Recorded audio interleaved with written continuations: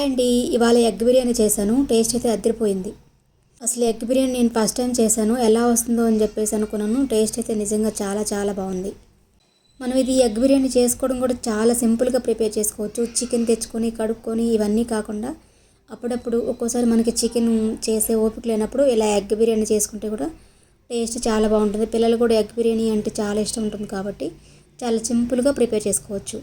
మీకు full video కావాలి అంటే యూట్యూబ్లో అప్లోడ్ చేస్తాను, చూడొచ్చు. ఆహా, నిజంగా చాలా అంటే చాలా బాగుంది.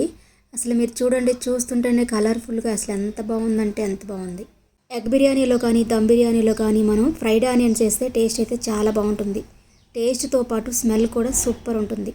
నేను చెప్పే విధంగా మీరు పక్కా కొలతలతో ఎగ్ బిర్యానీ చేశారంటే టేస్ట్ అయితే అద్దరిపోద్ది. ఒక్క మెతుకు కూడా మిగలకుండా పిల్లలు తినేస్తారు.